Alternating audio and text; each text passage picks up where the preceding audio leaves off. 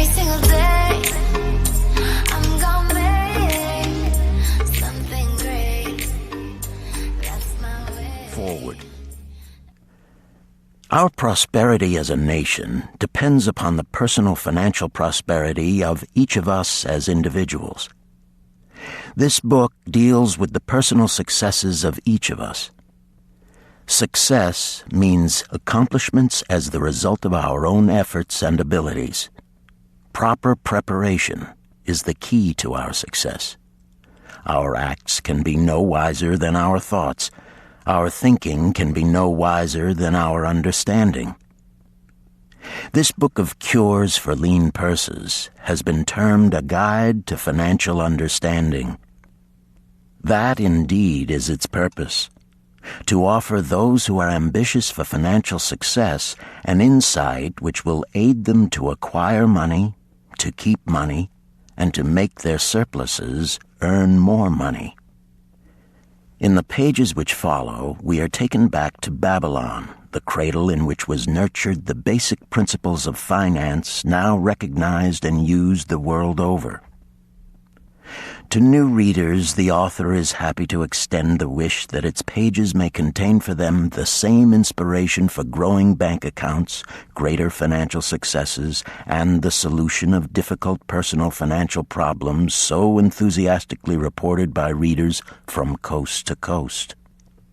To the business executives who have distributed these tales in such generous quantities to friends, relatives, employees, and associates, the author takes this opportunity to express his gratitude.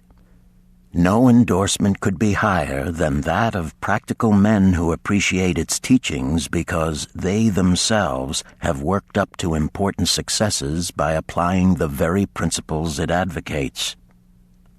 Babylon became the wealthiest city of the ancient world because its citizens were the richest people of their time. They appreciated the value of money. They practiced sound financial principles in acquiring money, keeping money, and making their money earn more money. They provided for themselves what we all desire: incomes for the future. GSC. Chapter 1. The Man Who Desired Gold. Banseer, the chariot builder of Babylon, was thoroughly discouraged.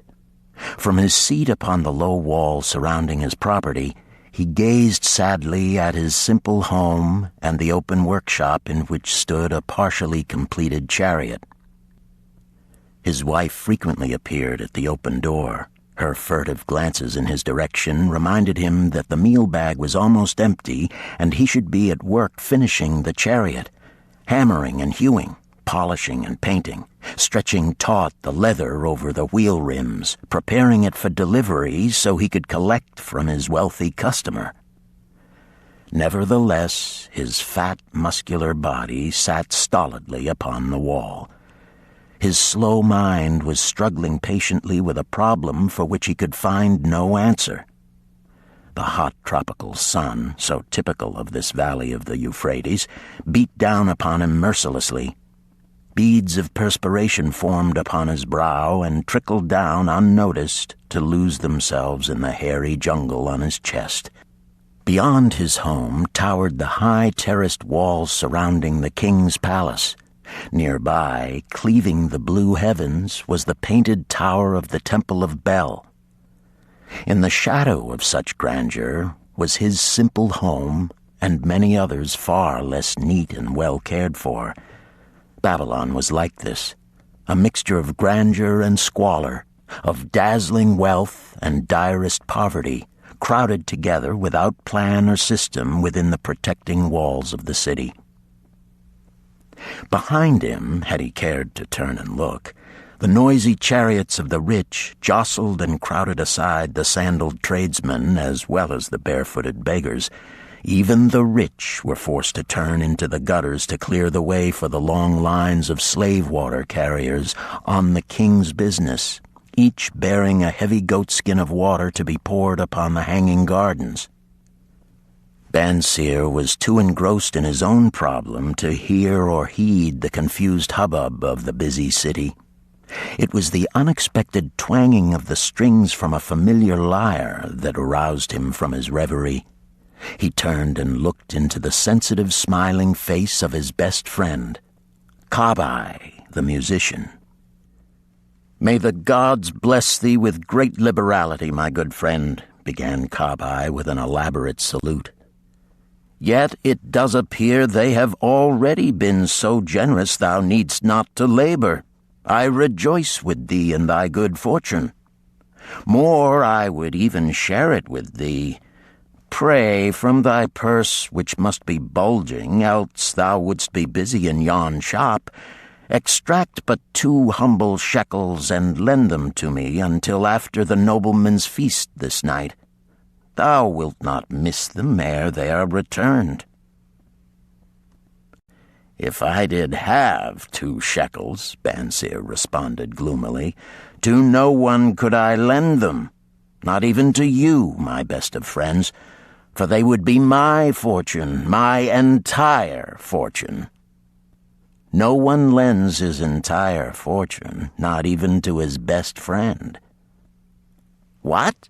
exclaimed Kabai with genuine surprise. "Thou hast not 1 shekel in thy purse, yet sit like a statue upon a wall? Why not complete that chariot?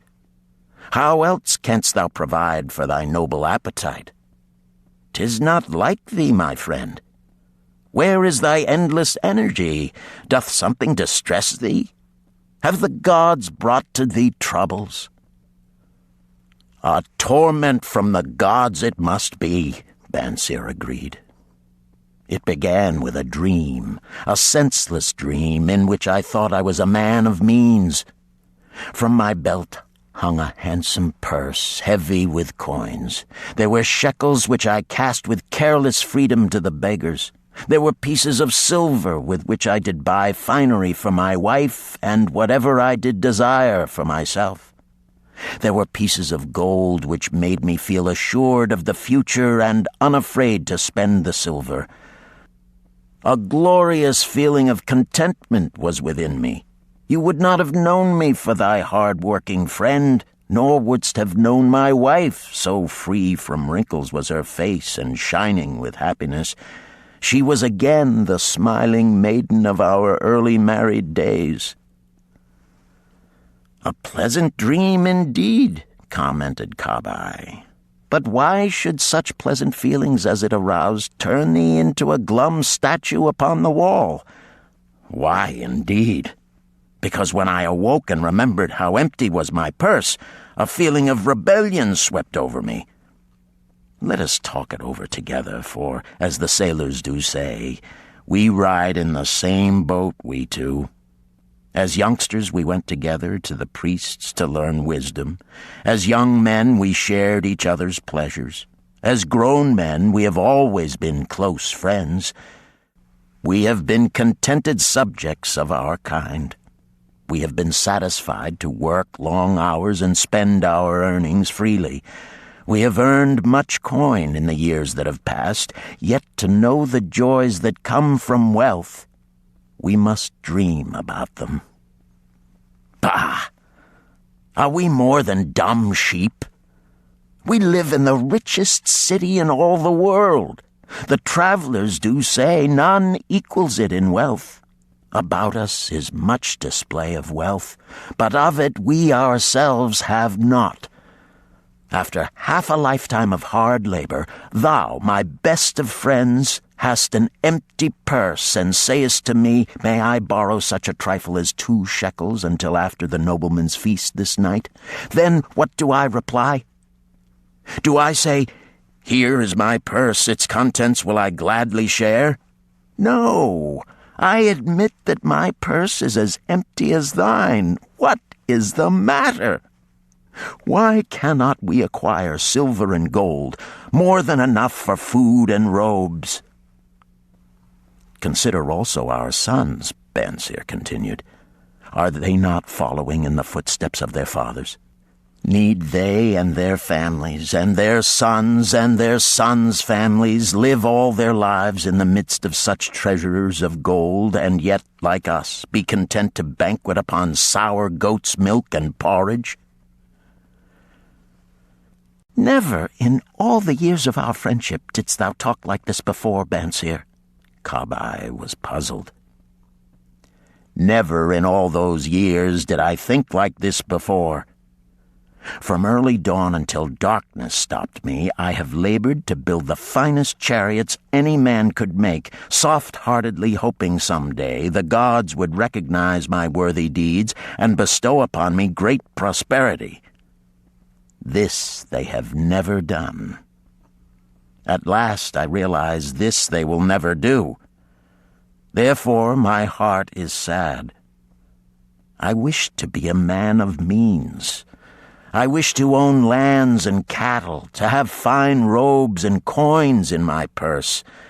I am willing to work for these things with all the strength in my back, with all the skill in my hands, with all the cunning in my mind. But I wish my labors to be fairly rewarded. What is the matter with us? Again, I ask you, why cannot we have our just share of the good things so plentiful for those who have the gold with which to buy them? Would I knew the answer, Kabai replied. No better than thou am I satisfied. My earnings from my lyre are quickly gone.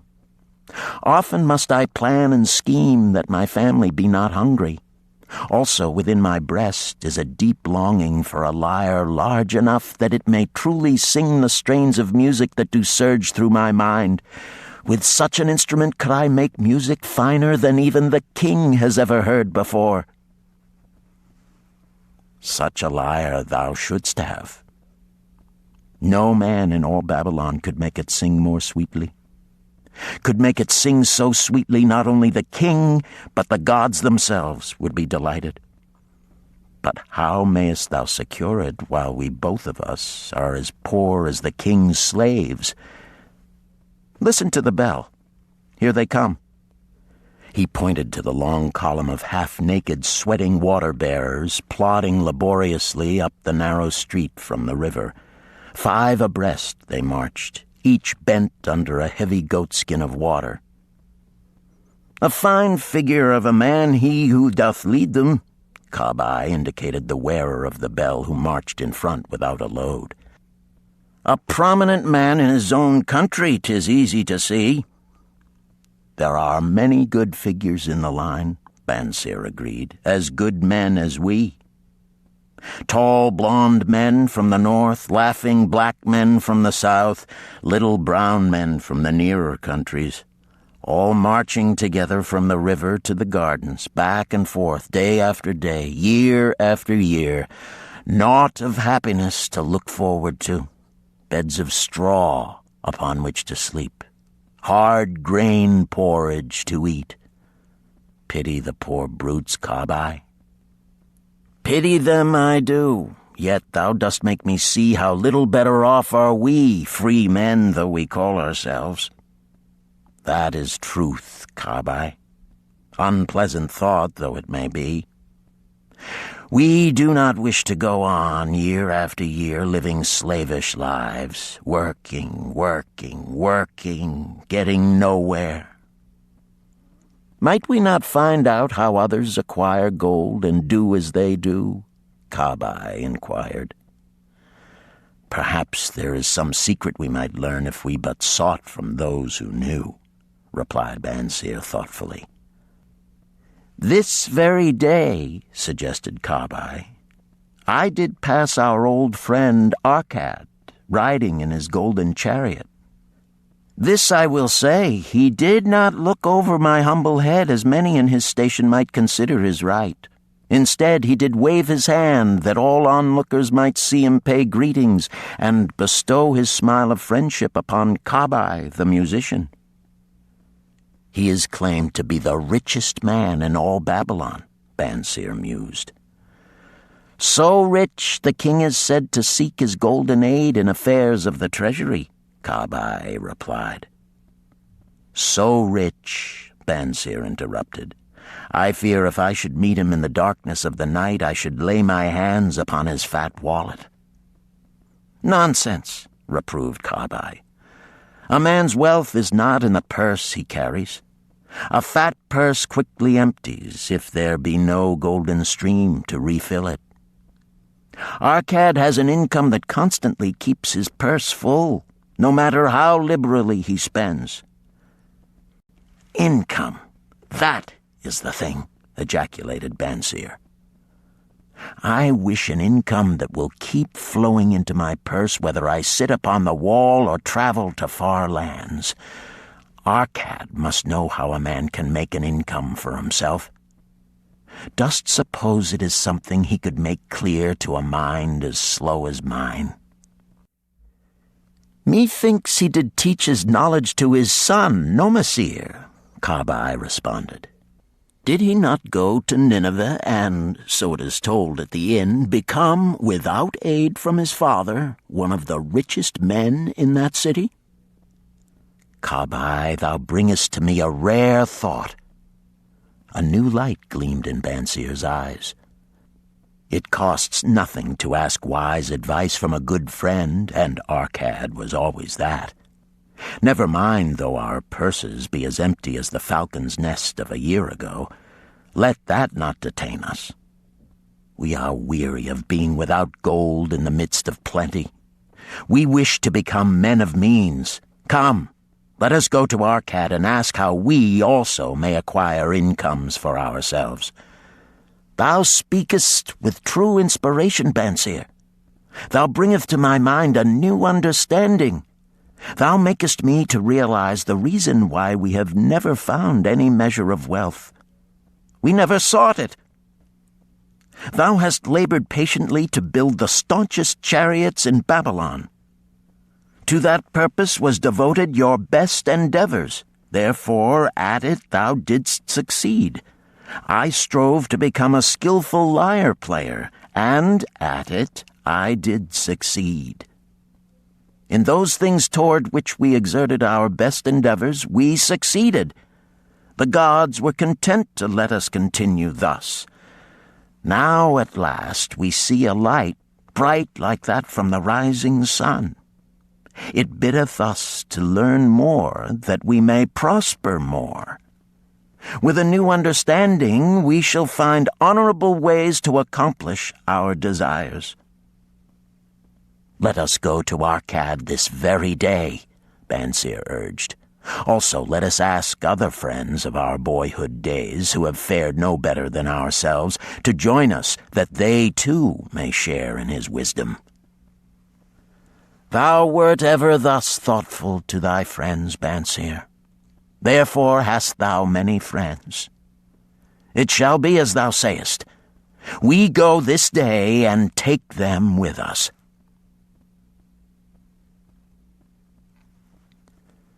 Chapter 2. The Richest Man in Babylon.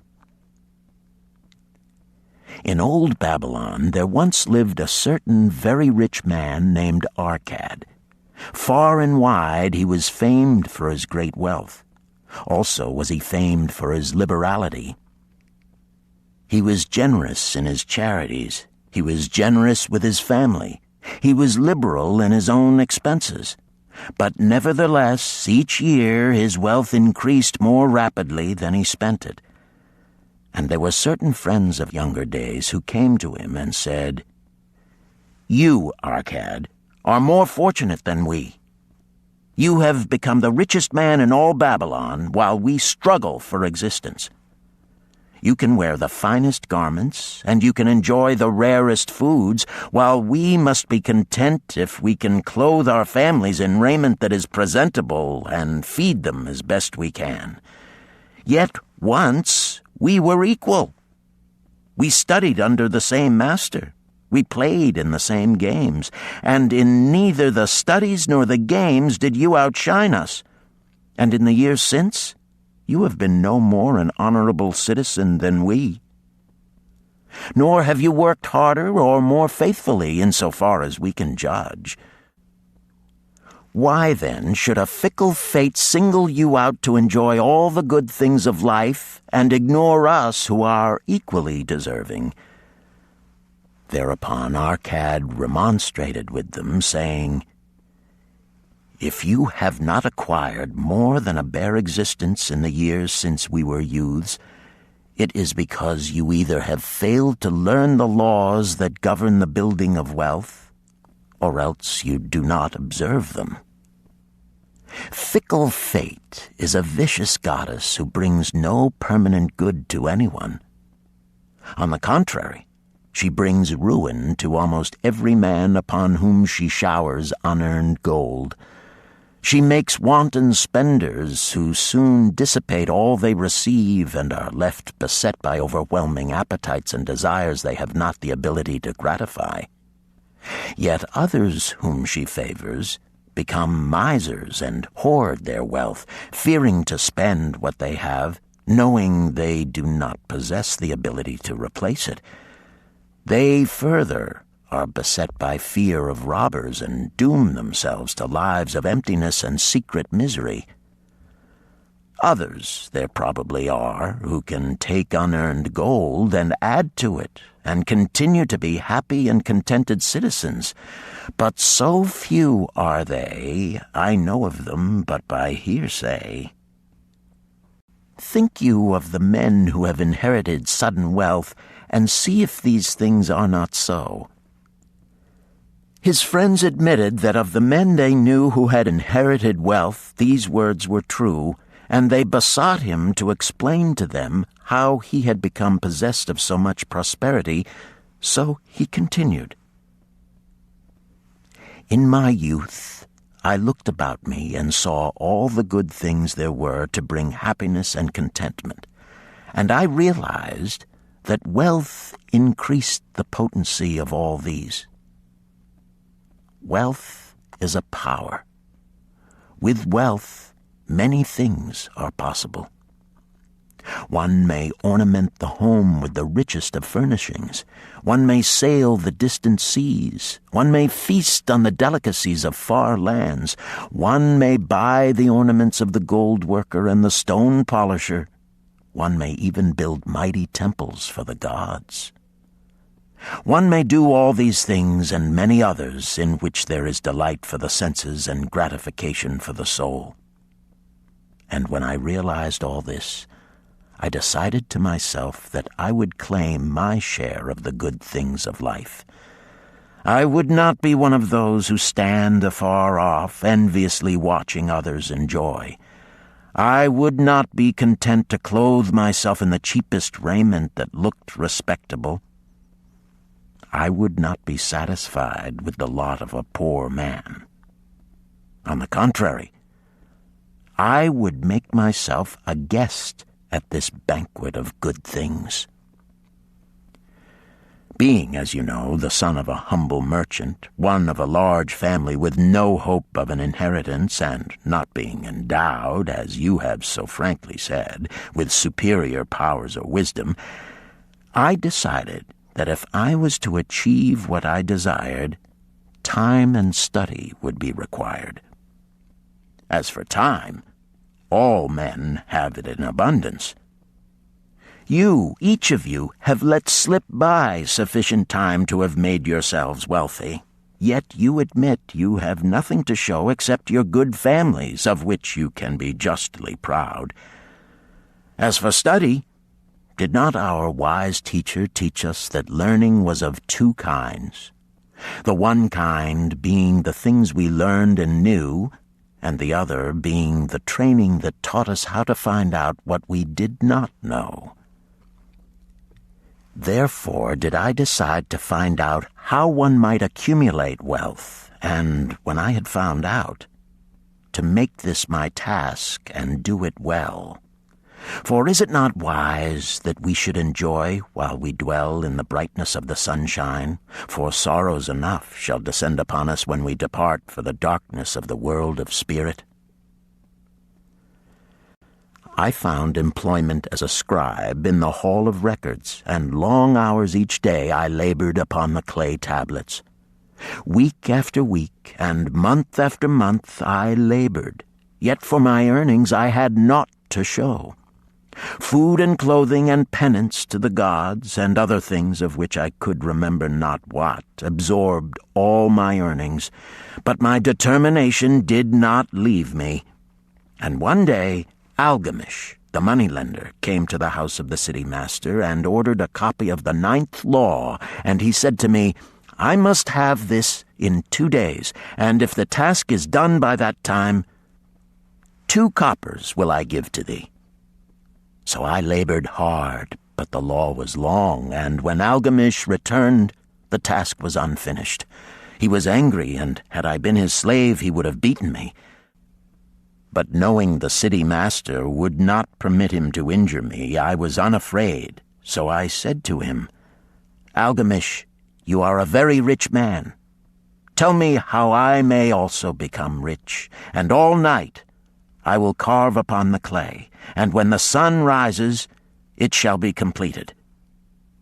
He smiled at me and replied, "You are a forward knave, but we will call it a bargain."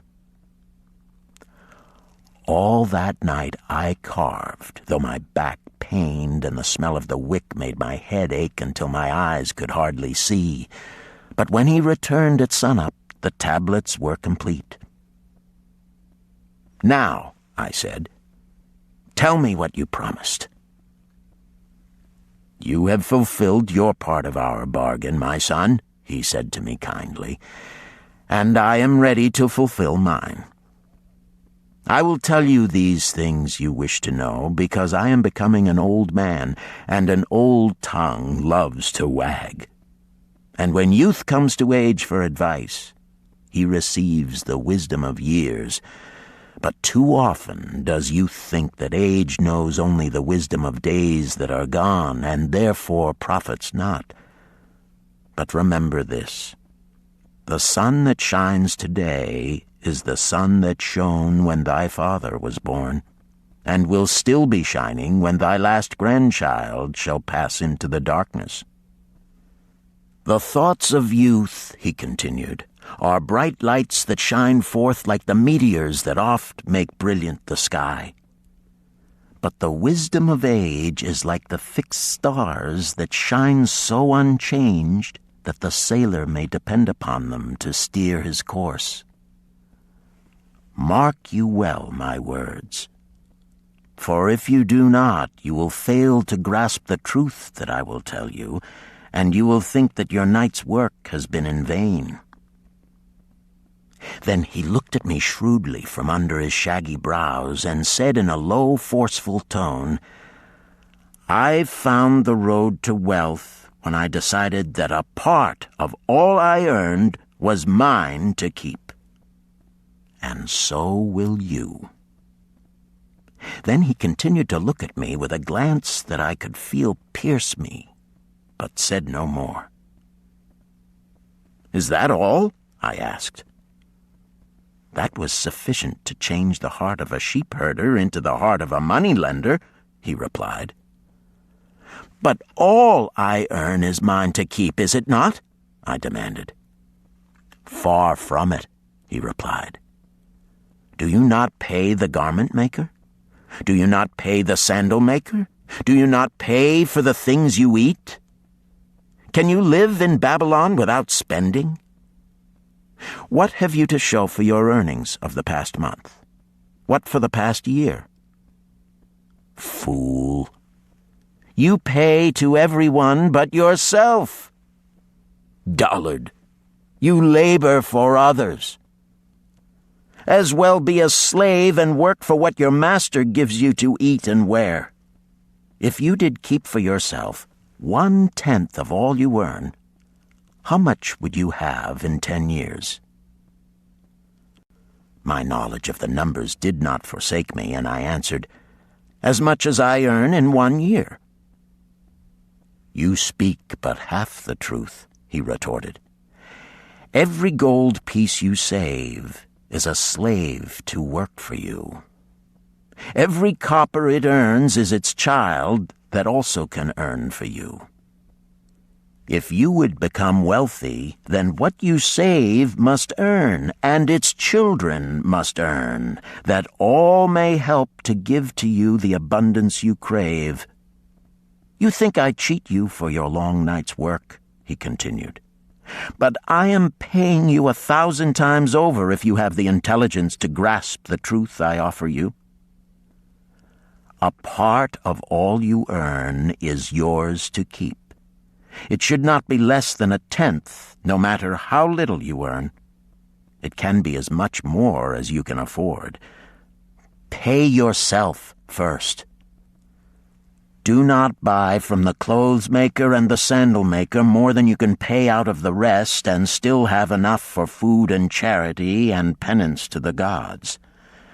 Wealth, like a tree, grows from a tiny seed. The first copper you save is the seed from which your tree of wealth shall grow. The sooner you plant that seed, the sooner shall the tree grow. And the more faithfully you nourish and water that tree with consistent savings, the sooner may you bask in contentment beneath its shade. So saying, he took his tablets and went away. I thought much about what he had said to me, and it seemed reasonable, so I decided that I would try it. Each time I was paid, I took 1 from each 10 pieces of copper and hid it away. And strange as it may seem, I was no shorter of funds than before. I noticed little difference as I managed to get along without it. But often I was tempted, as my hoard began to grow, to spend it for some of the good things the merchants displayed, brought by camels and ships from the land of the Phoenicians.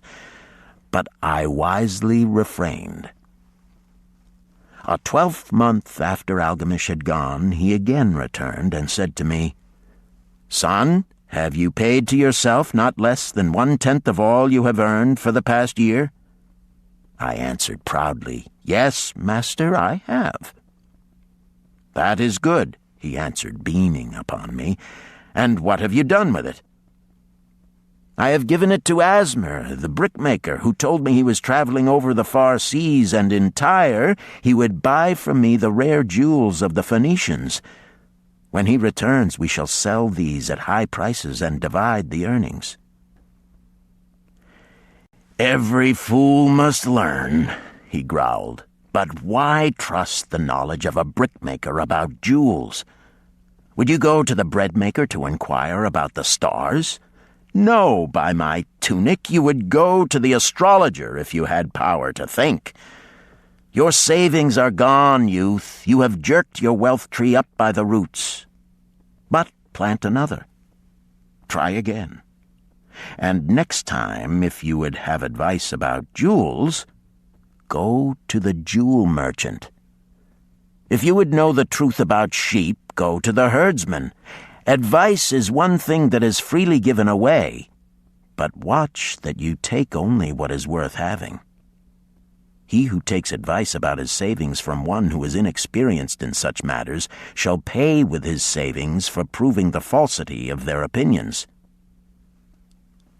Saying this, he went away. And it was as he said, for the Phoenicians are scoundrels and sold to Asmer worthless bits of glass that looked like gems. But as Algamish had bid me, I again saved each 10th copper, for I now had formed the habit, and it was no longer difficult. Again, 12 months later, Algamish came to the room of the scribes and addressed me. "What progress have you made since last I saw you?" "I have paid myself faithfully," I replied, "and my savings I have entrusted to Agar, the shield-maker, to buy bronze, and each 4th month he does pay me the rental." "That is good. And what do you do with the rental?" "I do have a great feast with honey and fine wine and spiced cake. Also I have bought me a scarlet tunic, and some day I shall buy me a young ass upon which to ride." To which Algamish laughed, "You do eat the children of your savings. Then how do you expect them to work for you? And how can they have children that will also work for you? First get thee an army of golden slaves, and then many a rich banquet may you enjoy without regret." So saying, he again went away. Nor did I again see him for 2 years, when he once more returned, and his face was full of deep lines, and his eyes drooped, for he was becoming a very old man. And he said to me, "Arcad, hast thou yet achieved the wealth thou dreamed of?" And I answered, "Not yet all that I desire, but some I have, and it earns more, and its earnings earn more." "And do you still take the advice of brickmakers?" "About brickmaking they give me good advice," I retorted. "Arcad," he continued, "you have learned your lessons well. You first learned to live upon less than you could earn. Next, you learned to seek advice from those who were competent through their own experiences to give it. And lastly, you have learned to make gold work for you. You have taught yourself how to acquire money, how to keep it, and how to use it. Therefore, you are competent for a responsible position. I am becoming an old man. My sons think only of spending and give no thought to earning. My interests are great, and I fear too much for me to look after. If you will go to Nippur and look after my lands there, I shall make you my partner, and you shall share in my estate." So I went to Nippur and took charge of his holdings, which were large, and because I was full of ambition and because I had mastered the 3 laws of successfully handling wealth, I was enabled to increase greatly the value of his properties. So I prospered much, and when the spirit of Algamish departed for the sphere of darkness, I did share in his estate as he had arranged under the law. So spake Arcad, and when he had finished his tale, one of his friends said, "You were indeed fortunate that Algamish made you an heir." "Fortunate only in that I had the desire to prosper before I first met him. For 4 years did I not prove my definiteness of purpose by keeping 1/10 of all I earned? Would you call a fisherman lucky who for years so studied the habits of the fish that with each changing wind he could cast his nets about them? Opportunity is a haughty goddess who wastes no time with those who are unprepared. You had strong willpower to keep on after you lost your first year's savings. You are unusual in that way," spoke up another. "Willpower," retorted Arcad. "What nonsense! Do you think willpower gives a man the strength to lift a burden the camel cannot carry, or to draw a load the oxen cannot budge? Willpower is but the unflinching purpose to carry a task you set for yourself to fulfillment. If I set for myself a task, be it ever so trifling, I shall see it through. How else shall I have confidence in myself to do important things? Should I say to myself, for 100 days as I walk across the bridge into the city, I will pick from the road a pebble and cast it into the stream? I would do it. If on the 7th day I passed by without remembering, I would not say to myself, tomorrow I will cast 2 pebbles which will do as well. Instead, I would retrace my steps and cast the pebble. Nor on the 20th day would I say to myself, Arcad, this is useless. What does it avail you to cast a pebble every day? Throw in a handful and be done with it. No, I would not say that, nor do it. When I set a task for myself, I complete it. Therefore, I am careful not to start difficult and impractical tasks, because I love leisure. And then another friend spoke up and said, If what you tell is true, and it does seem, as you have said, reasonable, Then being so simple, if all men did it, there would not be enough wealth to go around.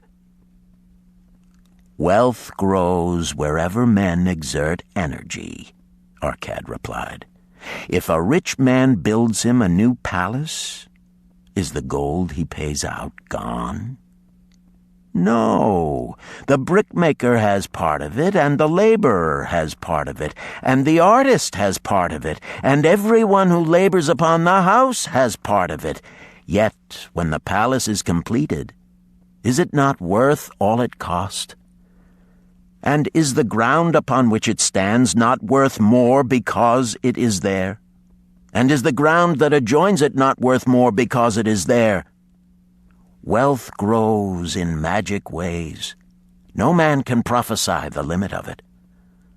Have not the Phoenicians built great cities on barren coasts with the wealth that comes from their ships of commerce on the seas? What then do you advise us to do that we also may become rich? Asked still another of his friends. The years have passed, and we are no longer young men, and we have nothing put by. I advise that you take the wisdom of Algamish and say to yourselves, a part of all I earn is mine to keep. Say it in the morning when you first arise, say it at noon, say it at night. Say it each hour of every day. Say it to yourself until the words stand out like letters of fire across the sky. Impress yourself with the idea. Fill yourself with the thought. Then take whatever portion seems wise. Let it be not less than 1/10, and lay it by. Arrange your other expenditures to do this if necessary, but lay by that portion first. Soon you will realize what a rich feeling it is to own a treasure upon which you alone have claim. As it grows, it will stimulate you. A new joy of life will thrill you. Greater efforts will come to you to earn more. For of your increased earnings, will not the same percentage be also yours to keep? Then learn to make your treasure work for you. Make it your slave. Make its children and its children's children work for you. Ensure an income for thy future. Look thou at the aged, and forget not that in the days to come thou also will be numbered among them. Therefore invest thy treasure with greatest caution that it be not lost. Usurious rates of return are deceitful sirens that sing but to lure the unwary upon the rocks of loss and remorse. Provide also that thy family may not want should the gods call thee to their realms. For such protection it is always possible to make provision with small payments at regular intervals. Therefore the provident man delays not in expectation of a large sum becoming available for such a wise purpose. Counsel with wise men. Seek the advice of men whose daily work is handling money. Let them save you from such an error as I myself made in entrusting my money to the judgment of Asmer, the brickmaker. A small return and a safe one is far more desirable than risk. Enjoy life while you are here. Do not overstrain or try to save too much. If 1/10 of all you earn is as much as you can comfortably keep, be content to keep this portion. Live otherwise according to your income, and let not yourself get niggardly and afraid to spend. Life is good, and life is rich with things worthwhile and things to enjoy. His friends thanked him and went away. Some were silent because they had no imagination and could not understand. Some were sarcastic because they thought that one so rich should divide with old friends not so fortunate. But some had in their eyes a new light. They realized that Algamish had come back each time to the room of the scribes because he was watching a man work his way out of darkness into light. When that man had found the light, a place awaited him. No one could fill that place until he had for himself worked out his own understanding, until he was ready for opportunity. These latter were the ones who, in the following years, frequently revisited Arcad, who received them gladly. He counseled with them and gave them freely of his wisdom, as men of broad experience are always glad to do, and he assisted them in so investing their savings that it would bring in a good interest with safety and would neither be lost nor entangled in investments that paid no dividends. The turning point in these men's lives came upon that day when they realized the truth that had come from Algamish to Arcad, and from Arcad to them. A part of all you earn is yours to keep.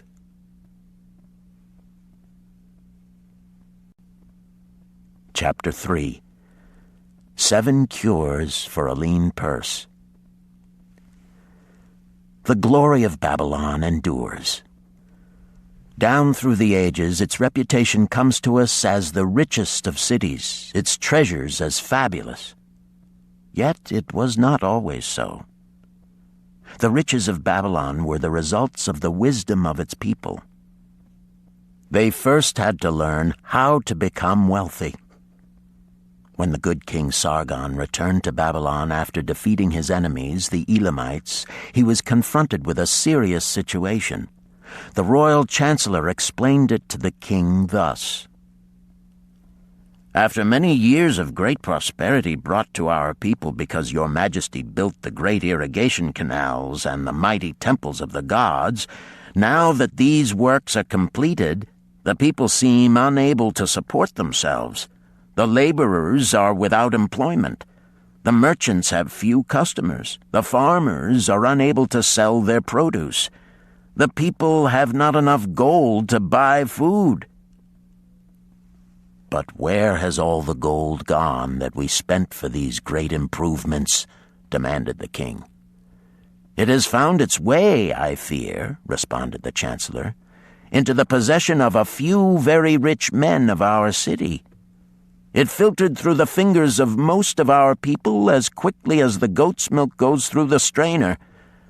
Now that the stream of gold has ceased to flow, most of our people have nothing to show for their earnings." The king was thoughtful for some time. Then he asked, "Why should so few men be able to acquire all the gold?" "Because they know how," replied the chancellor. "One may not condemn a man for succeeding because he knows how. Neither may one with justice take away from a man what he has fairly earned to give to men of less ability." "But why," demanded the king, "should not all the people learn how to accumulate gold and therefore become themselves rich and prosperous?" "Quite possible, Your Excellency. But who can teach them? Certainly not the priests, because they know naught of money-making." "Who knows best in all our city how to become wealthy, Chancellor?" asked the king. "Thy question answers itself, Your Majesty. Who has amassed the greatest wealth in Babylon?" "Well said, my able chancellor. It is Arcad.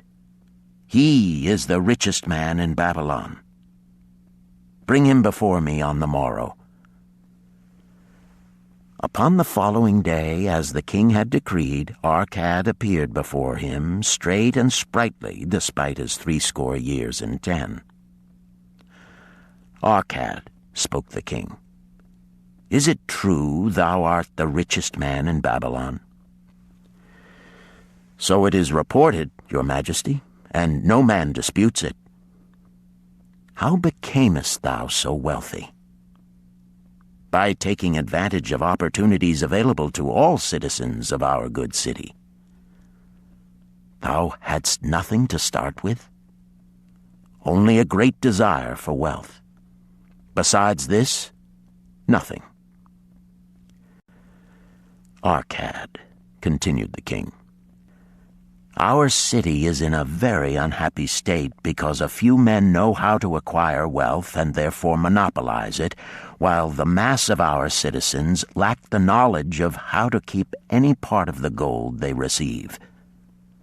It is my desire that Babylon be the wealthiest city in the world. Therefore, it must be a city of many wealthy men.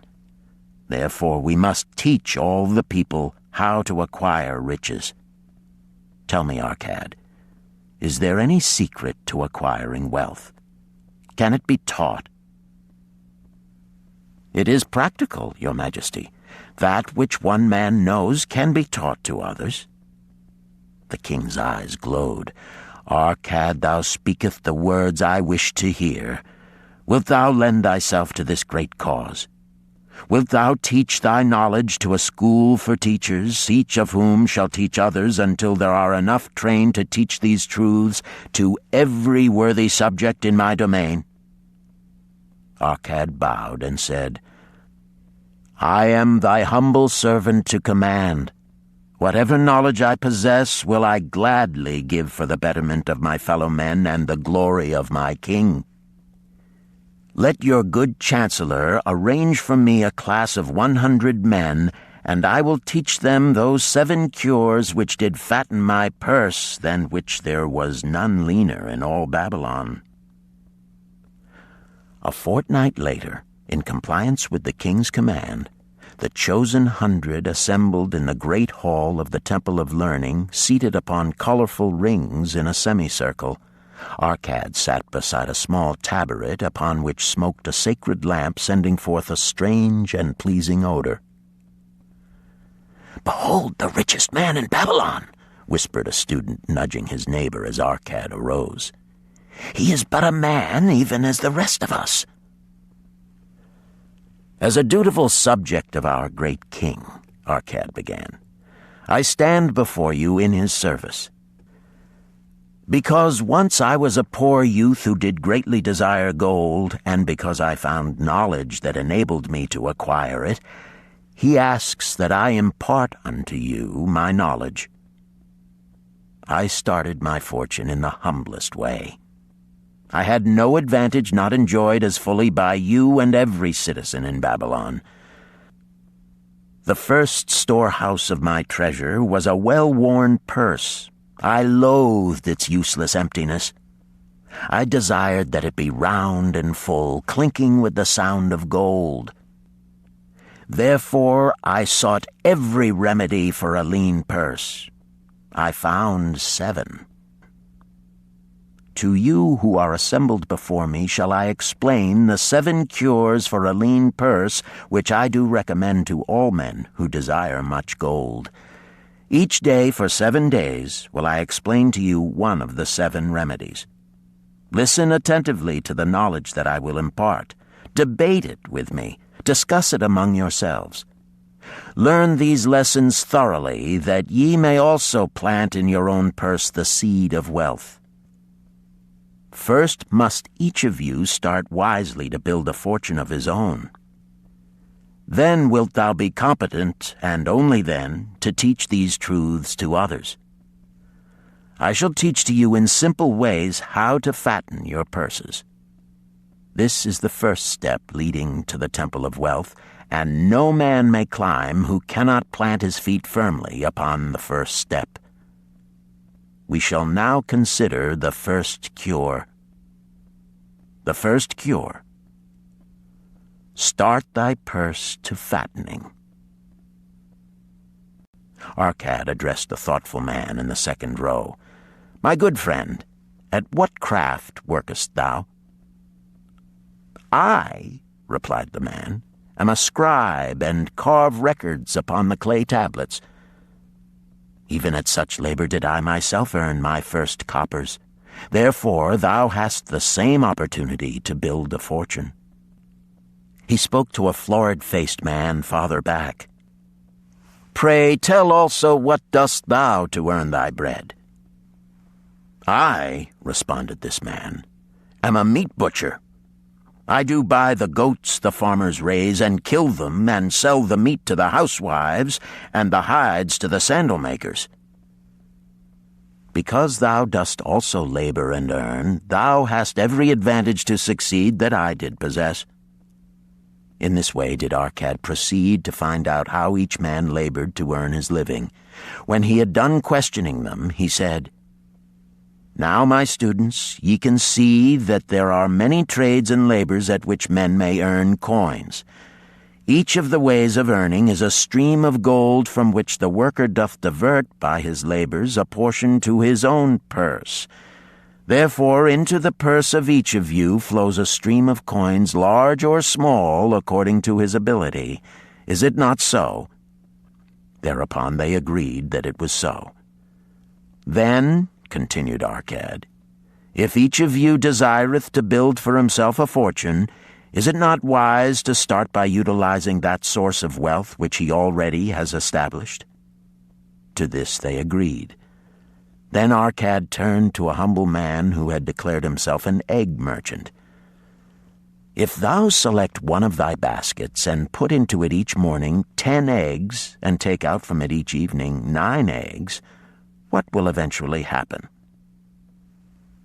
"It will become in time overflowing." "Why?"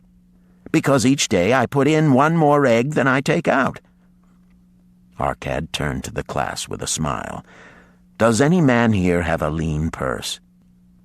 First they looked amused, then they laughed. Lastly, they waved their purses in jest. "All right," he continued.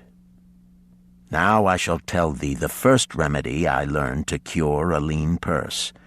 Do exactly as I have suggested to the egg merchant. For every 10 coins thou placest within thy purse, take out for use but 9. Thy purse will start to fatten at once, and its increasing weight will feel good in thy hand and bring satisfaction to thy soul. Deride not what I say because of its simplicity. Truth is always simple. I told thee I would tell how I built my fortune. This was my beginning. I, too, carried a lean purse and cursed it because there was naught within to satisfy my desires. But when I began to take out from my purse but 9 parts of 10 I put in, it began to fatten. So will thine. Now I will tell a strange truth, the reason for which I know not. When I ceased to pay out more than 9/10 of my earnings, I managed to get along just as well. I was not shorter than before. Also, ere long did coins come to me more easily than before. Surely it is a law of the gods that unto him who keepeth and spendeth not a certain part of all his earnings shall gold come more easily. Likewise him whose purse is empty does gold avoid. Which desirest thou the most? Is it the gratification of thy desires of each day, a jewel, a bit of finery, better raiment, more food, things quickly gone and forgotten? Or is it substantial belongings, gold, lands, herds, merchandise, income-bringing investments? The coins thou takest from thy purse bring the first. The coins thou leavest within it will bring the latter. This, my students, was the first cure I did discover for my lean purse. For each 10 coins I put in, to spend but 9. Debate this among yourselves. If any man proves it untrue, tell me upon the morrow when we shall meet again.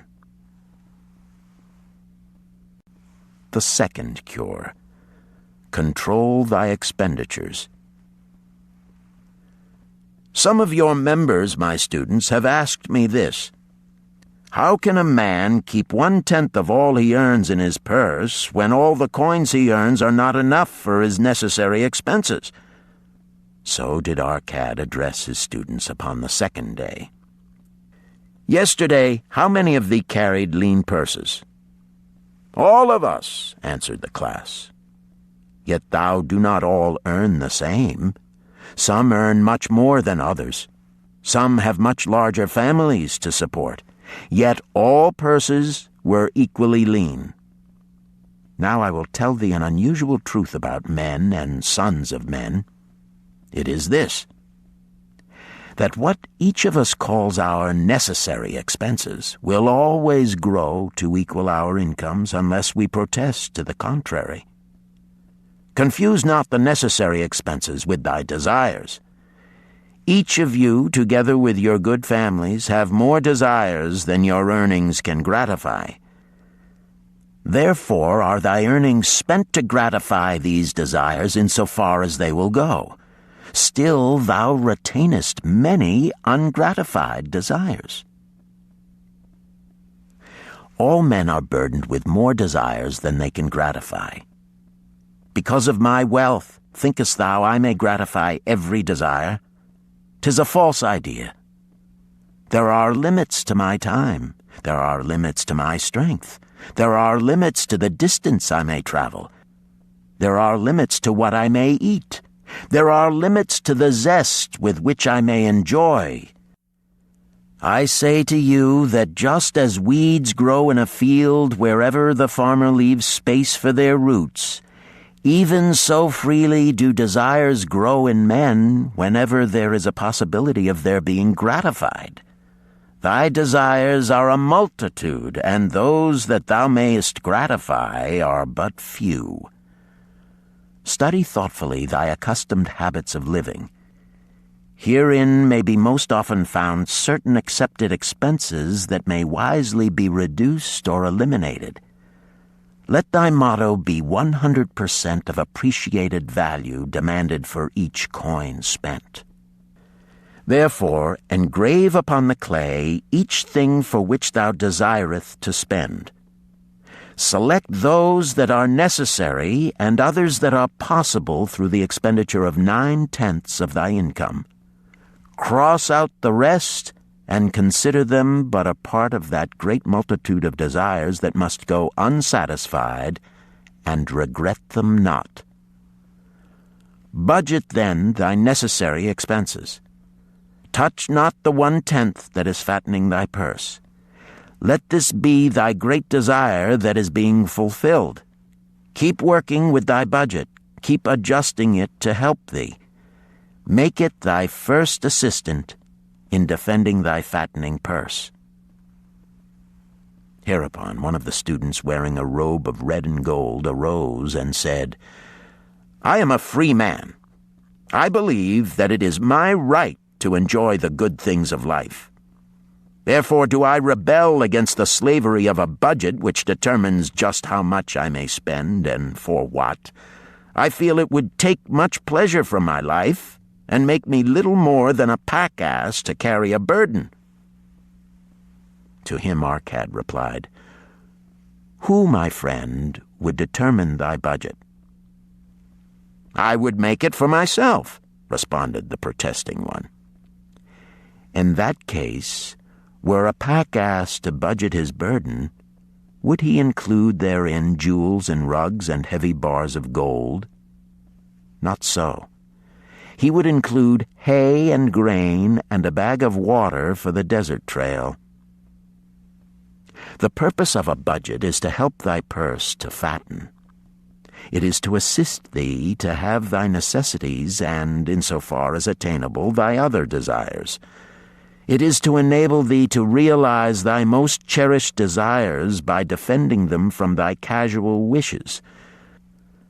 Like a bright light in a dark cave, thy budget shows up the leaks from thy purse and enables thee to stop them and control thy expenditures for definite and gratifying purposes. This, then, is the second cure for a lean purse. Budget thy expenses that thou mayest have coins to pay for thy necessities, to pay for thy enjoyments, and to gratify thy worthwhile desires without spending more than 9/10 of thy earnings. The third cure: make thy gold multiply. Behold, thy lean purse is fattening. Thou hast disciplined thyself to leave therein 1/10 of all thou earnest. Thou hast controlled thy expenditures to protect thy growing treasure. Next, we will consider means to put thy treasure to labor and to increase. Gold in a purse is gratifying to own and satisfieth a miserly soul, but earns nothing. The gold we may retain from our earnings is but the start. The earnings it will make shall build our fortunes. So spoke our cat upon the 3rd day to his class. How therefore may we put our gold to work? My first investment was unfortunate, for I lost all. Its tale I will relate later. My first profitable investment was a loan I made to a man named Agar, a shield maker. Once each year did he buy large shipments of bronze brought from across the sea to use in his trade.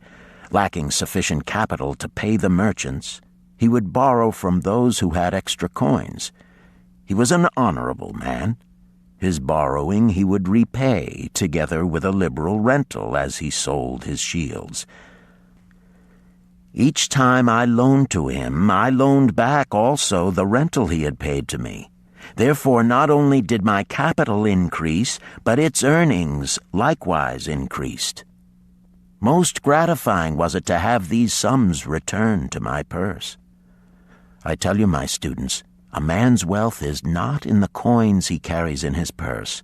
It is the income he buildeth, the golden stream that continually floweth into his purse and keepeth it always bulging. That is what every man desireth. That is what thou, each one of thee, desireth. An income that continueth to come whether thou work or travel. Great income I have acquired, so great that I am called a very rich man. My loans to Agar were my first training in profitable investment. Gaining wisdom from this experience, I extended my loans and investments as my capital increased. From a few sources at first, from many sources later, flowed into my purse a golden stream of wealth available for such wise uses as I should decide. Behold, from my humble earnings, I had begotten a horde of golden slaves, each laboring and earning more gold.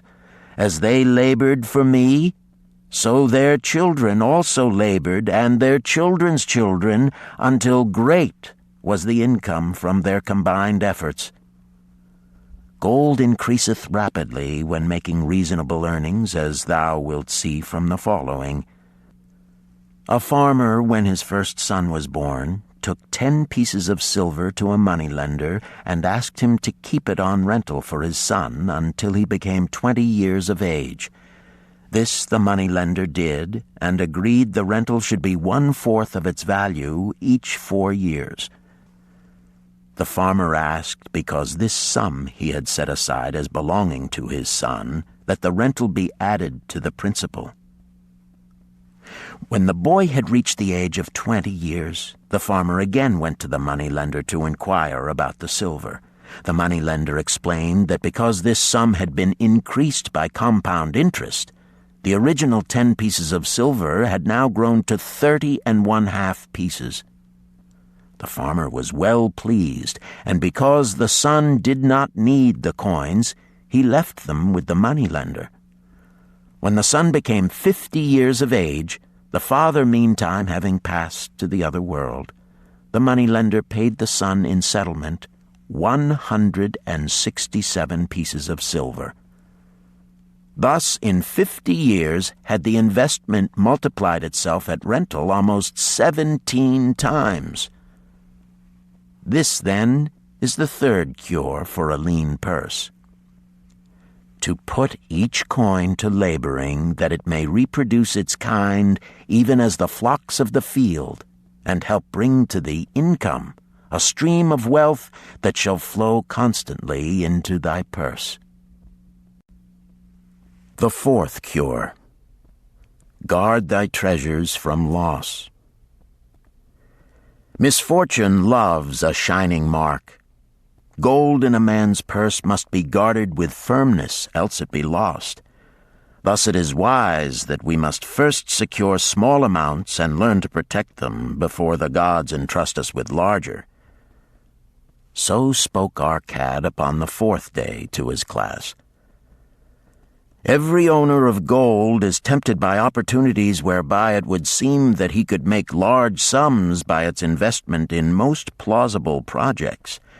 Often friends and relatives are eagerly entering such investment and urge him to follow. The first sound principle of investment is security for thy principal.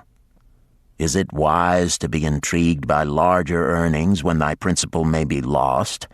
I say not. The penalty of risk is probable loss. Study carefully, before parting with thy treasure, each assurance that it may be safely reclaimed.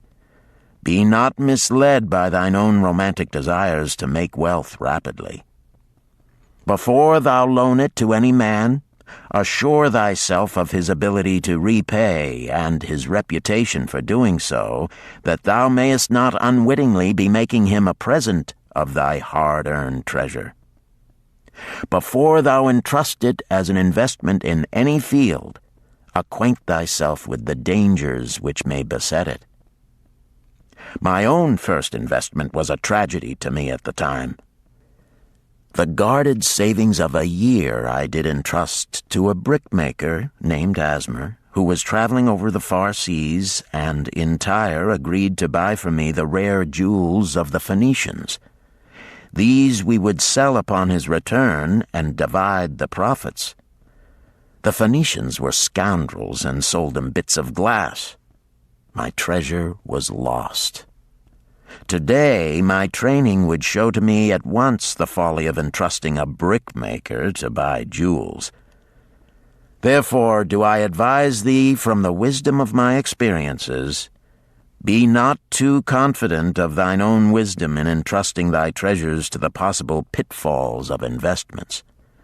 Better by far to consult the wisdom of those experienced in handling money for profit. Such advice is freely given for the asking, and may readily possess a value equal in gold to the sum thou considerest investing. In truth, such is its actual value if it save thee from loss. This, then, is the 4th cure for a lean purse, and of great importance if it prevent thy purse from being emptied once it has become well filled. Guard thy treasure from loss by investing only where thy principal is safe, where it may be reclaimed if desirable, and where thou wilt not fail to collect a fair rental. Consult with wise men. Secure the advice of those experienced in the profitable handling of gold. Let their wisdom protect thy treasure from unsafe investments. This ends Disc 1. The Richest Man in Babylon, Disc 2. The 5th cure. Make of thy dwelling a profitable investment. If a man setteth aside 9 parts of his earnings upon which to live and enjoy life, and if any part of this 9 parts he can turn into a profitable investment without detriment to his well-being, then so much faster will his treasures grow. So spake our cad to his class at their 5th lesson. All too many of our men of Babylon do raise their families in unseemly quarters. They do pay to exacting landlords liberal rentals for rooms where their wives have not a spot to raise the blooms that gladden a woman's heart, and their children have no place to play their games except in the unclean alleys. No man's family can fully enjoy life unless they do have a plot of ground wherein children can play in the clean earth, and where the wife may raise not only blossoms but good rich herbs to feed her family. To a man's heart it brings gladness to eat the figs from his own trees and the grapes of his own vines. To own his own domicile and to have it a place he is proud to care for, putteth confidence in his heart and greater effort behind all his endeavors. Therefore do I recommend that every man own the roof that sheltereth him and his. Nor is it beyond the ability of any well-intentioned man to own his home. Hath not our great king so widely extended the walls of Babylon that within them much land is now unused and may be purchased at sums most reasonable? Also I say to you, my students, that the money-lenders gladly consider the desires of men who seek homes and land for their families. Readily may thou borrow to pay the brickmaker and the builder for such commendable purposes, if thou can show a reasonable portion of the necessary sum which thou thyself hast provided for the purpose. Then when the house be built, thou canst pay the money-lender with the same regularity as thou didst pay the landlord, because each payment will reduce thy indebtedness to the money-lender. A few years will satisfy his loan. Then will thy heart be glad, because thou wilt own in thy own right a valuable property, and thy only cost will be the king's taxes. Also wilt thy good wife go more often to the river to wash thy robes, that each time returning she may bring a goatskin of water to pour upon the growing things. Thus come many blessings to the man who owneth his own house, and greatly will it reduce his cost of living, making available more of his earnings for pleasures and the gratification of his desires. This, then, is the fifth cure for a lean purse. Own thy own home. The sixth cure. Ensure a future income. The life of every man proceedeth from his childhood to his old age. This is the path of life, and no man may deviate from it, unless the gods call him prematurely to the world beyond. Therefore do I say that it behooves a man to make preparation for a suitable income in the days to come, when he is no longer young, and to make preparations for his family, should he be no longer with them to comfort and support them. This lesson shall instruct thee in providing a full purse when time has made thee less able to earn. So Arcad addressed his class upon the sixth day.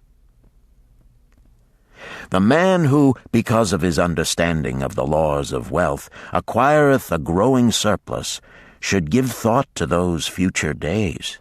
He should plan certain investments or provisions that may endure safely for many years, yet will be available when the time arrives which he has so wisely anticipated.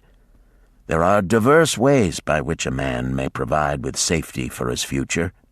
He may provide a hiding place and there bury a secret treasure. Yet no matter with what skill it be hidden, it may nevertheless become the loot of thieves. For this reason I recommend not this plan. A man may buy houses or lands for this purpose. If wisely chosen as to their usefulness and value in the future, they are permanent in their value and their earnings, or their sale will provide well for his purpose. A man may loan a small sum to the moneylender and increase it at regular periods. The rental which the moneylender adds to this will largely add to its increase. I do know a sandal-maker named Ansan, who explained to me not long ago that each week for 8 years he had deposited with his moneylender 2 pieces of silver. The moneylender had but recently given him an accounting over which he greatly rejoiced. The total of his small deposits with their rental at the customary rate of 1/4 their value for each 4 years had now become 1,040 pieces of silver. I did gladly encourage him further by demonstrating to him with my knowledge of the numbers that in 12 years more, if he would keep his regular deposits of but 2 pieces of silver each week, the moneylender would then owe him 4,000 pieces of silver, a worthy competence for the rest of his life. Surely when such a small payment made with regularity doth produce such profitable results, no man can afford not to insure a treasure for his old age and the protection of his family, no matter how prosperous his business and his investments may be. I would that I might say more about this. In my mind rests a belief that someday wise-thinking men will devise a plan to insure against death, whereby many men pay in but a trifling sum regularly, the aggregate making a handsome sum for the family of each member who passeth to the beyond. This do I see as something desirable, and which I could highly recommend. But today it is not possible, because it must reach beyond the life of any man or any partnership to operate. It must be as stable as the king's throne. Some day do I feel that such a plan shall come to pass, and be a great blessing to many men, because even the first small payment will make available a snug fortune for the family of a member, should he pass on. But because we live in our own day, and not in the days which are to come, must we take advantage of those means and ways of accomplishing our purposes. Therefore do I recommend to all men that they, by wise and well-thought-out methods, do provide against a lean purse in their mature years. For a lean purse to a man no longer able to earn, or to a family without its head, is a sore tragedy. This, then, is the sixth cure for a lean purse. Provide in advance for the needs of thy growing age and the protection of thy family. The seventh cure. Increase thy ability to earn. This day do I speak to thee, my students, of one of the most vital remedies for a lean purse. Yet I will not talk of gold, but of yourselves, of the men beneath the robes of many colors who do sit before me. I will talk to you of those things within the minds and lives of men which do work for or against their success. So did Arcad address his class upon the seventh day. Not long ago came to me a young man seeking to borrow. When I questioned him the cause of his necessity, he complained that his earnings were insufficient to pay his expenses.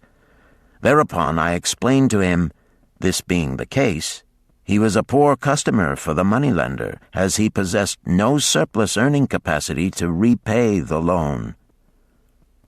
What you need, young man, I told him, is to earn more coins. What dost thou to increase thy capacity to earn? All that I can do, he replied. 6 times within 2 moons have I approached my master to request my pay be increased, but without success. No man can go oftener than that. We may smile at his simplicity, yet he did possess one of the vital requirements to increase his earnings. Within him was a strong desire to earn more, a proper and commendable desire. Preceding accomplishment must be desire. Thy desires must be strong and definite. General desires are but weak longings. For a man to wish to be rich is of little purpose. For a man to desire 5 pieces of gold is a tangible desire which he can press to fulfillment.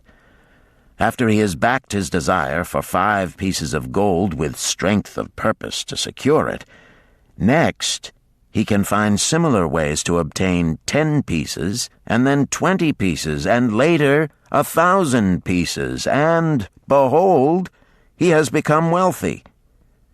In learning to secure his one definite small desire, he hath trained himself to secure a larger one.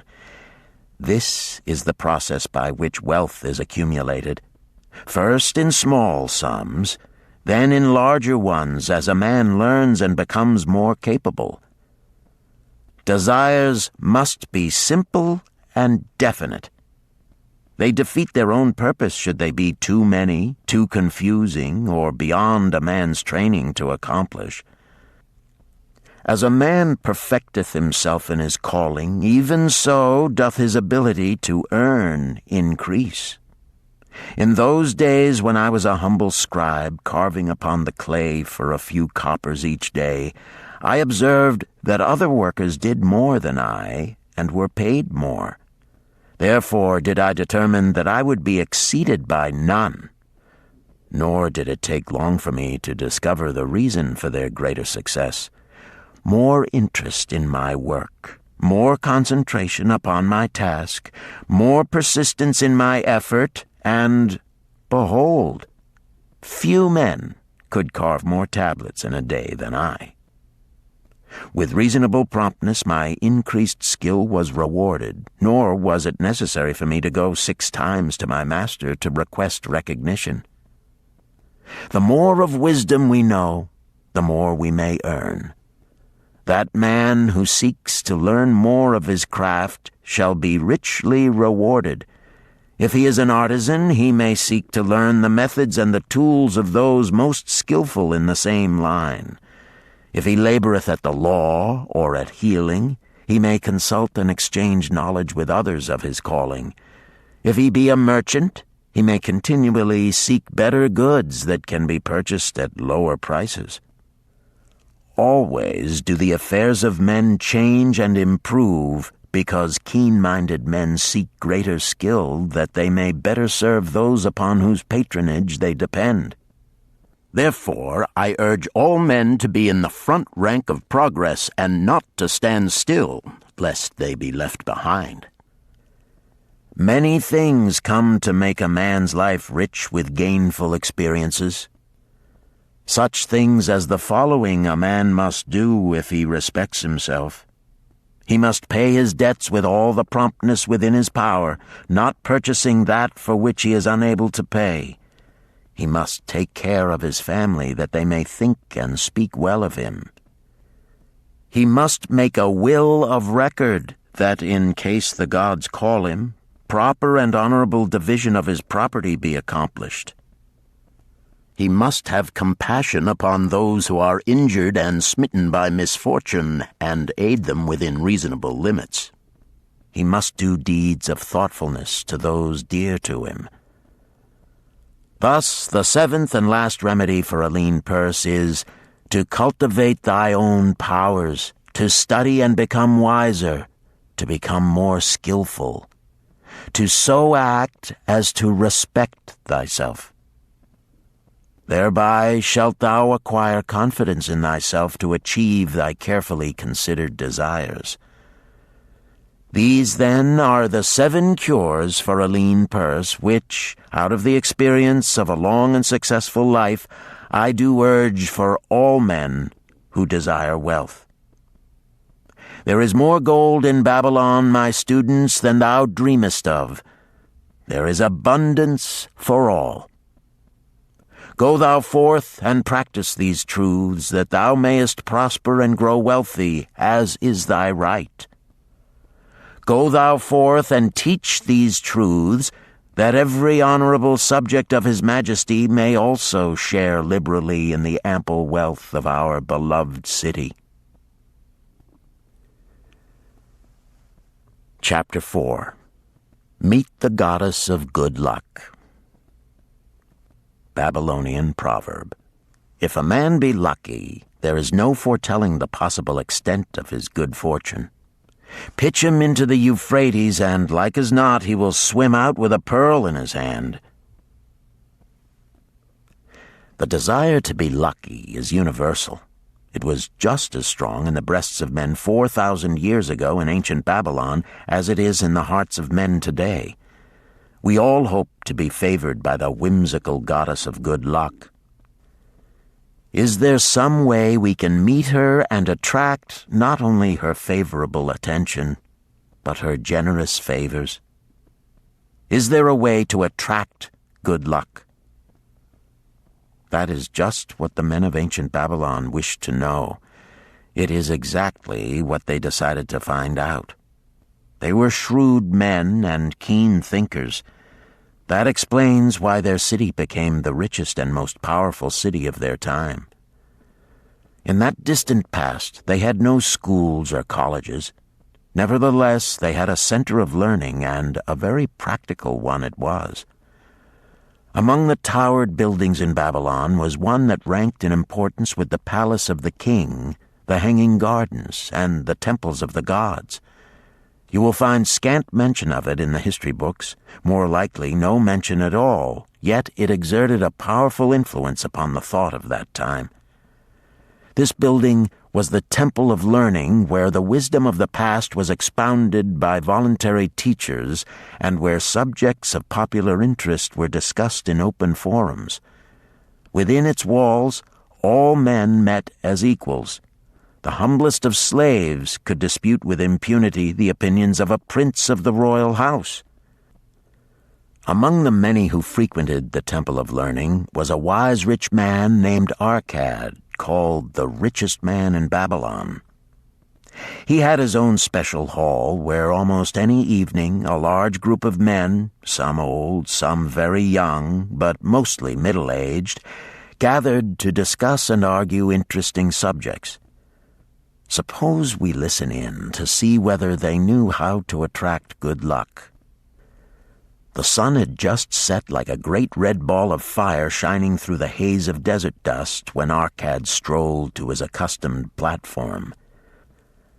Already full 80 men were awaiting his arrival, reclining on their small rugs spread upon the floor. More were still arriving. "What shall we discuss this night?" Arcad inquired.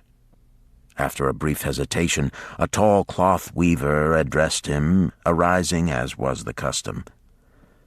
"I have a subject I would like to hear discussed, yet hesitate to offer, lest it seem ridiculous to you, Arcad, and my good friends here." Upon being urged to offer it, both by Arcad and by calls from the others, he continued, "This day I have been lucky, for I have found a purse in which there are pieces of gold. To continue to be lucky is my great desire. Feeling that all men share with me this desire, I do suggest we debate how to attract good luck, that we may discover ways it can be enticed to one." "A most interesting subject has been offered," Arcad commented. "One most worthy of our discussion. To some men, good luck bespeaks but a chance happening that, like an accident, may befall one without purpose or reason. Others do believe that the instigator of all good fortune is our most bounteous goddess Ashtar, ever anxious to reward with generous gifts those who please her. Speak up, my friends, what say you? Shall we seek to find if there be means by which good luck may be enticed to visit each and all of us?" "Yea, and much of it," responded the growing group of eager listeners. Thereupon Arcad continued, "To start our discussion, let us first hear from those among us who have enjoyed experiences similar to that of the cloth weaver in finding or receiving, without effort upon their part, valuable treasures or jewels." There was a pause in which all looked about, expecting someone to reply, but no one did. "What? No one?" Arcad asked. "Then rare indeed must be this kind of good luck. Who now will offer a suggestion as to where we shall continue our search?" "That I will do," spoke a well-robed young man, arising. "When a man speaketh of luck, is it not natural that his thoughts turn to the gaming tables? Is it not there we find many men courting the favor of the goddess in hope she will bless them with rich winnings?" As he resumed his seat, a voice called, "Do not stop! Continue thy story. Tell us, didst thou find favor with the goddess at the gaming tables?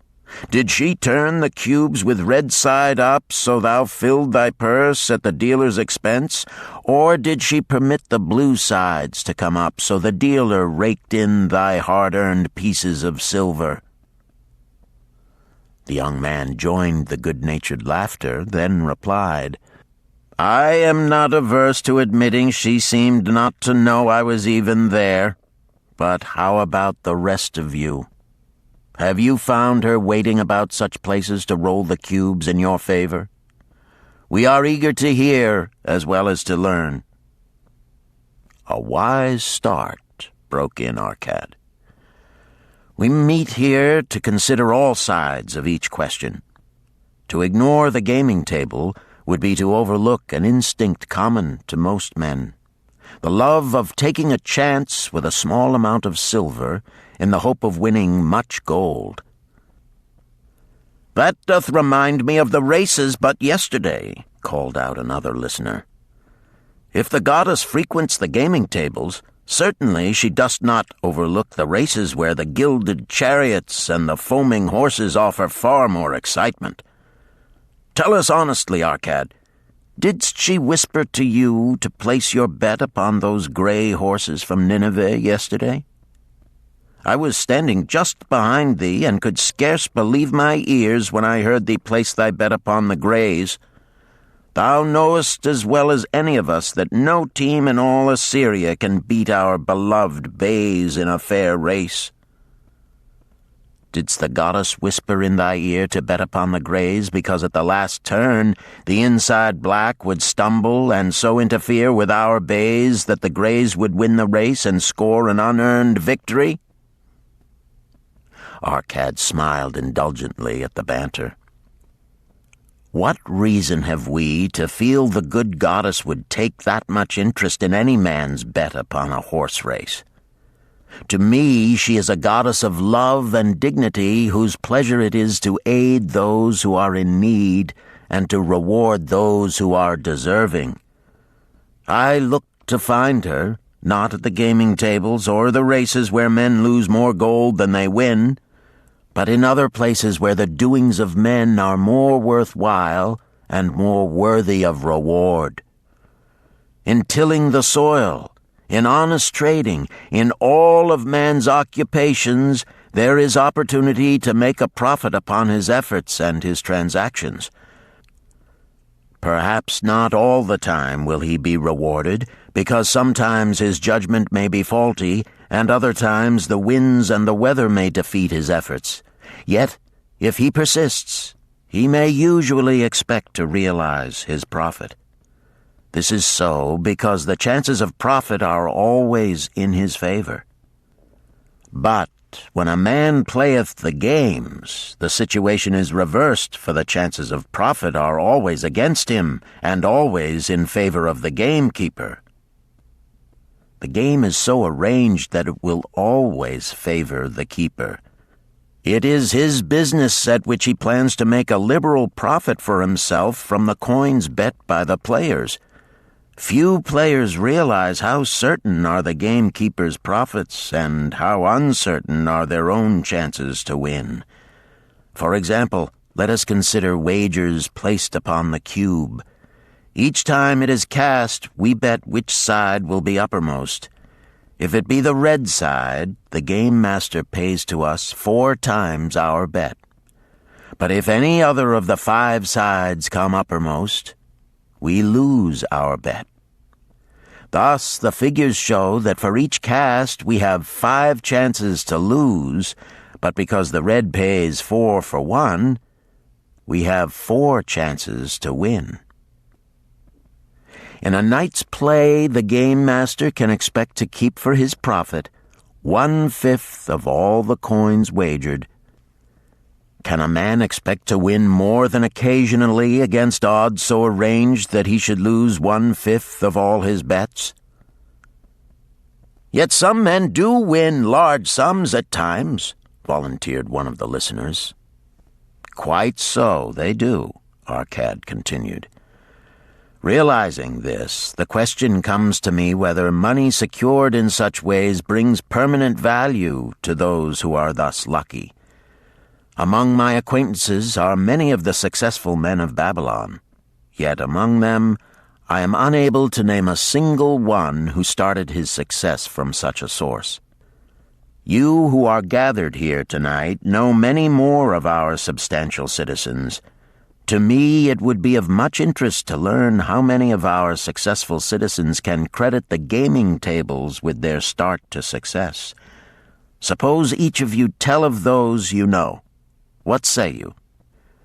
After a prolonged silence, a wag ventured, "Wouldst thy inquiry include the gamekeepers?"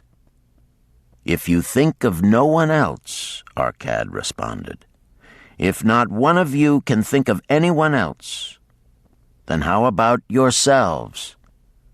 Are there any consistent winners with us who hesitate to advise such a source for their incomes?" His challenge was answered by a series of groans from the rear, taken up and spread amid much laughter. "It would seem we are not seeking good luck in such places as the goddess frequents," he continued. "Therefore let us explore other fields. We have not found it in picking up lost wallets, neither have we found it haunting the gaming tables. As to the races, I must confess to have lost far more coins there than I have ever won. Now suppose we consider our trades and businesses.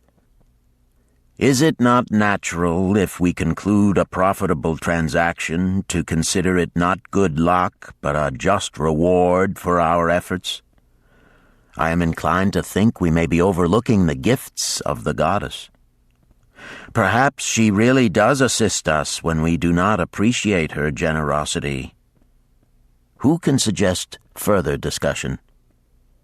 Thereupon an elderly merchant arose, smoothing his genteel white robe. "With thy permission, most honorable Arcad and my friends, I offer a suggestion. If, as you have said, we take credit to our own industry and ability for our business success, why not consider the successes we almost enjoyed but which escaped us, happenings which would have been most profitable? They would have been rare examples of good luck if they had actually happened. Because they were not brought to fulfillment, we cannot consider them as our just rewards. Surely many men here have such experiences to relate." "Here is a wise approach," Arcad approved. "Who among you have had good luck within your grasp only to see it escape?" Many hands were raised, among them that of the merchant. Arcad motioned to him to speak. "As you suggested this approach, we should like to hear first from you." "I will gladly relate a tale," he resumed, "that doth illustrate how closely unto a man good luck may approach, and how blindly he may permit it to escape, much to his loss and later regret. Many years ago, when I was a young man, just married and well started to earning, my father did come one day and urge most strongly that I enter upon an investment. The son of one of his good friends had taken notice of a barren tract of land not far beyond the outer walls of our city. It lay high above the canal where no water could reach it. The son of my father's friend devised a plan to purchase this land, build 3 large water wheels that could be operated by oxen, and thereby raise the life-giving waters to the fertile soil. This accomplished, he planned to divide it into small tracts and sell to the residents of the city for herb patches. The son of my father's friend did not possess sufficient gold to complete such an undertaking. Like myself, he was a young man earning a fair sum. His father, like mine, was a man of large family and small means. He therefore decided to interest a group of men to enter the enterprise with him. The group was to comprise 12, each of whom must be a money earner and agree to pay 1/10 of his earnings into the enterprise until the land was made ready for sale. All would then share justly in the profits in proportion to their investment. Thou, my son, bespoke my father unto me, art now in thy young manhood. It is my deep desire that thou begin the building of a valuable estate for thyself, that thou mayest become respected among men. I desire to see thou profit from a knowledge of the thoughtless mistakes of thy father. This do I most ardently desire, my father, I replied. Then this do I advise. Do what I should have done at thy age. From thy earnings keep out 1/10 to put into favorable investments. With this 1/10 of thy earnings, and what it will also earn, thou canst, before thou art my age, accumulate for thyself a valuable estate. Thy words are words of wisdom, my father. Greatly do I desire riches. Yet there are many uses to which my earnings are called. Therefore do I hesitate to do as thou dost advise. I am young. There is plenty of time. So I thought at thy age, yet behold, many years have passed, and I have not yet made the beginning. We live in a different age, my father. I shall avoid thy mistakes. Opportunity stands before thee, my son. It is offering a chance that may lead to wealth. I beg of thee, do not delay. Go upon the morrow to the son of my friend, and bargain with him to pay 10% of thy earnings into this investment. Go promptly upon the morrow. Opportunity waits for no man. Today it is here, soon it is gone, therefore delay not. In spite of the advice of my father, I did hesitate. There were beautiful new robes just brought by the tradesmen from the east, robes of such richness and beauty my good wife and I felt we must each possess one. Should I agree to pay 1/10 of my earnings into the enterprise, we must deprive ourselves of these and other pleasures we dearly desired. I delayed making a decision until it was too late, much to my subsequent regret. The enterprise did prove to be more profitable than any man had prophesied. This is my tale, showing how I did permit good luck to escape. In this tale, we see how good luck waits to come to that man who accepts opportunity, commented a swarthy man of the desert. To the building of an estate, there must always be the beginning. That start may be a few pieces of gold or silver which a man diverts from his earnings to his first investment. I, myself, am the owner of many herds. The start of my herds I did begin when I was a mere boy, and did purchase with 1 piece of silver a young calf. This, being the beginning of my wealth, was of great importance to me. To take his first start to building an estate is as good luck as can come to any man. With all men, that first step, which changes them from men who earn from their own labor to men who draw dividends from the earnings of their gold, is important. Some fortunately take it when young and thereby outstrip in financial success those who do take it later, or those unfortunate men, like the father of this merchant, who never take it. Had our friend the merchant taken this step in his early manhood when this opportunity came to him, this day he would be blessed with much more of this world's goods. Should the good luck of our friend the cloth weaver cause him to take such a step at this time, it will indeed be but the beginning of much greater good fortune. "Thank you. I like to speak also," a stranger from another country arose. "I am a Syrian, Not so well do I speak your tongue. I wish to call this friend, the merchant, a name. Maybe you think it not polite, this name. Yet I wish to call him that. But alas, I not know your word for it. If I do call it in Syrian, you will not understand. Therefore, please, some good gentleman, tell me that right name you call man who puts off doing those things that mighty good for him. Procrastinator, called a voice. That's him, shouted the Syrian, waving his hands excitedly. He accepts not opportunity when she comes. He waits. He says I have much business right now. By and by I talk to you. Opportunity she will not wait for such slow fellow. She thinks if a man desires to be lucky he will step quick. Any man who not step quick when opportunity comes.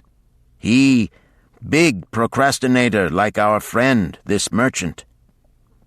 The merchant arose and bowed good-naturedly in response to the laughter.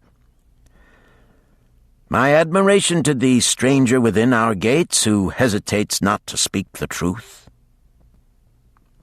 And now let us hear another tale of opportunity. Who has for us another experience? Demanded Arcad. I have, responded a red-robed man of middle age. I am a buyer of animals, mostly camels and horses. Sometimes I do also buy the sheep and goats. The tale I am about to relate will tell truthfully how opportunity came one night when I did least expect it. Perhaps for this reason I did let it escape. Of this you shall be the judge. Returning to the city one evening after a disheartening 10 days' journey in search of camels, I was much angered to find the gates of the city closed and locked. While my slaves spread our tent for the night, which we looked to spend with little food and no water, I was approached by an elderly farmer who, like ourselves, found himself locked outside. "Honored sir," he addressed me, "from thy appearance I do judge thee to be a buyer. If this be so, much would I like to sell to thee the most excellent flock of sheep just driven up. Alas, my good wife lies very sick with the fever. I must return with all haste. Buy thou my sheep, that I and my slaves may mount our camels and travel back without delay." So dark it was that I could not see his flock, but from the bleating I did know it must be large. Having wasted 10 days searching for camels I could not find, I was glad to bargain with him. In his anxiety, he did set a most reasonable price. I accepted, well knowing my slaves could drive the flock through the city gates in the morning and sell at a substantial profit. The bargain concluded, I called my slaves to bring torches that we might count the flock which the farmer declared to contain 900. I shall not burden you, my friends, with a description of our difficulty in attempting to count so many thirsty, restless, milling sheep. It proved to be an impossible task. Therefore, I bluntly informed the farmer I would count them at daylight and pay him then. "Please, most honorable sir," he pleaded, "pay me but 2/3 of the price tonight, that I may be on my way. I will leave my most intelligent and educated slave to assist to make the count in the morning. He is trustworthy, and to him thou canst pay the balance." But I was stubborn and refused to make payment that night. Next morning, before I awoke, the city gates opened and 4 buyers rushed out in search of flocks. They were most eager and willing to pay high prices because the city was threatened with siege and food was not plentiful. Nearly 3 times the price at which he had offered the flock to me did the old farmer receive for it. Thus was rare good luck allowed to escape.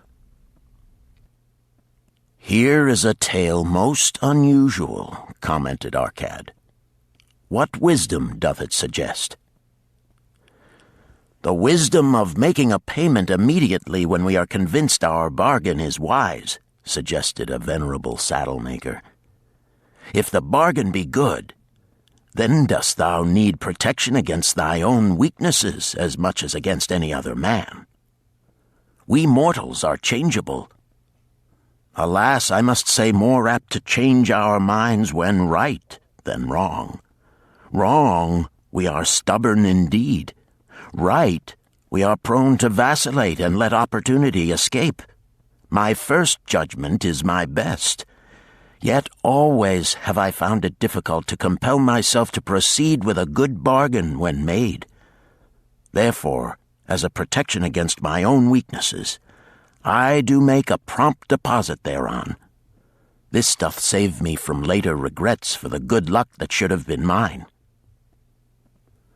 "Thank you. Again I like to speak." The Syrian was upon his feet once more. "These tales much alike. Each time opportunity fly away for same reason. Each time she come to procrastinator, bringing good plan. Each time they hesitate, not say, right now, best time, I do it quick. How can men succeed that way?" "Wise are thy words, my friend," responded the buyer. "Good luck fled from procrastination in both these tales. Yet this is not unusual. The spirit of procrastination is within all men. We desire riches, yet how often, when opportunity doth appear before us, that spirit of procrastination from within doth urge various delays in our acceptance. In listening to it, we do become our own worst enemies. In my younger days, I did not know it by this long word our friend from Syria doth enjoy. I did think at first it was my own poor judgment that did cause me loss at many profitable trades. Later I did credit it to my stubborn disposition. At last I did recognize it for what it was, a habit of needless delaying where action was required, action prompt and decisive. How I did hate it when its true character stood revealed. With the bitterness of a wild ass hitched to a chariot, I did break loose from this enemy to my success. "Thank you. I like ask question from Mr. Merchant," the Syrian was speaking. "You wear fine robes, not like those of poor man. You speak like successful man. Tell us, do you listen now when procrastination whispers in your ear?" "Like our friend the buyer, I also had to recognize and conquer procrastination," responded the merchant. "To me, it proved to be an enemy ever watching and waiting to thwart my accomplishments. The tale I did relate is but one of many similar instances I could tell to show how it drove away my opportunities.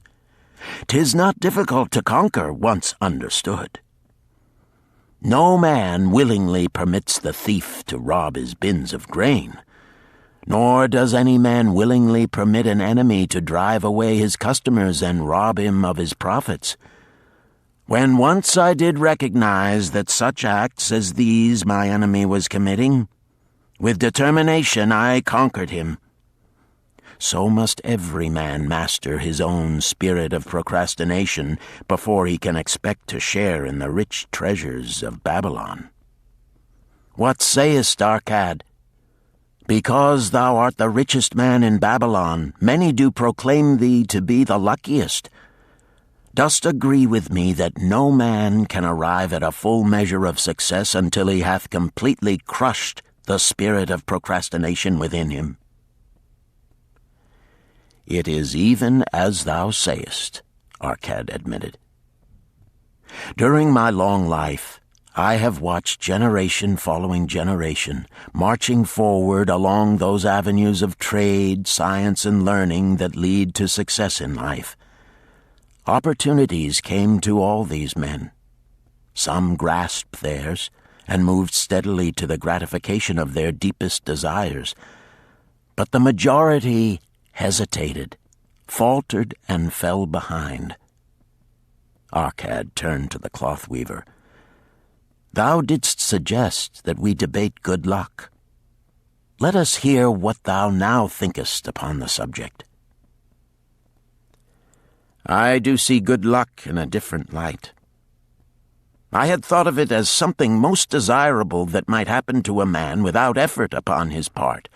Now I do realize such happenings are not the sort of thing one may attract to himself. From our discussion have I learned that to attract good luck to oneself, it is necessary to take advantage of opportunities. Therefore, in the future, I shall endeavor to make the best of such opportunities as do come to me. Thou hast well grasped the truths brought forth in our discussion, Arcad replied. Good luck, we do find, often follows opportunity, but seldom comes otherwise. Our merchant friend would have found great good luck had he accepted the opportunity the good goddess did present to him. Our friend the buyer likewise would have enjoyed good luck had he completed the purchase of the flock and sold at such a handsome profit. We did pursue this discussion to find a means by which good luck could be enticed to us. I feel that we have found the way. Both the tales did illustrate how good luck follows opportunity. Herein lies a truth that many similar tales of good luck, won or lost, could not change. The truth is this: good luck can be enticed by accepting opportunity. Those eager to grasp opportunities for their betterment do attract the interest of the good goddess. She is ever anxious to aid those who please her. Men of action please her best. Action will lead thee forward to the successes thou dost desire. Men of action are favored by the goddess of good luck.